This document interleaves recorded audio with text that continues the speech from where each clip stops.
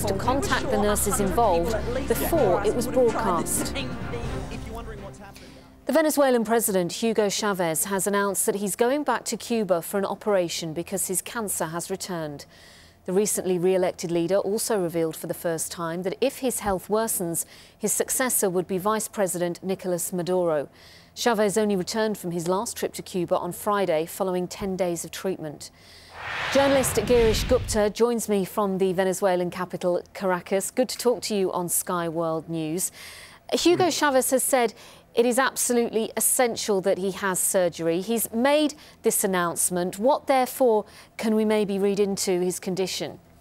Well, nothing's officially been revealed about the surgery or the cancer itself, and so we're having to use other indicators to make our best guess. He's been very quiet for the 2 months since he won the presidential election, which is rare for a man known for his hours-long speeches.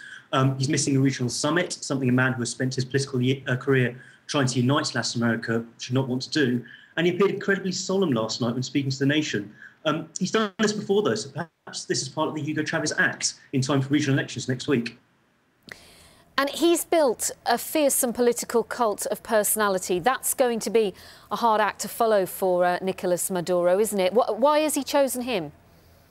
Well, I think this is the biggest indicator for me that he named Nicolas Maduro as his successor.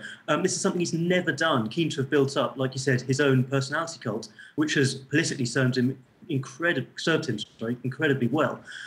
He's also begun talking about the revolution without Chávez, which supporters this morning on the streets had begun to echo. Maduro's a smart man. He's lived the proverbial American dream, though I'm sure he wouldn't like to hear me say that.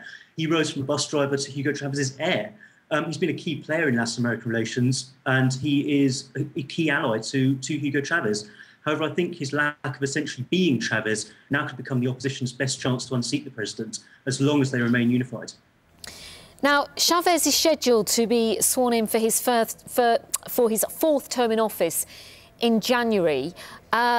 Is that likely to happen? I guess we don't know because of his condition at the moment. And if it doesn't happen, how long does Maduro have in power before an election's called? How does it actually work under the Venezuelan constitution? 30 days, which is not long at all. So the opposition must remain united if it's to gain power. And this is the big question. Will he be inaugurated on the 10th of January? And this is what everybody in Venezuela is waiting for. What is the reaction then by the public to this news? I think, frankly, some members of the opposition are bored. They're hungover from an election which they genuinely thought they'd win. I think Chavistas are again starting to worry.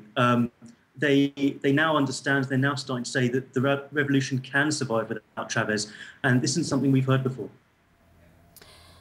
And what are the media saying about it? The media here is speculative. Because there's just nothing to go on, nothing official to go on. It's full of rumours. This country is so highly politicised and polarised that it's just full of rumours and you can't really take it seriously, which makes our job very difficult. OK, it will be interesting to see what information is released about his condition over the coming days. Thank you very much for talking to us. Politicians in Washington are running out of time to reach an agreement on America's budget deficit.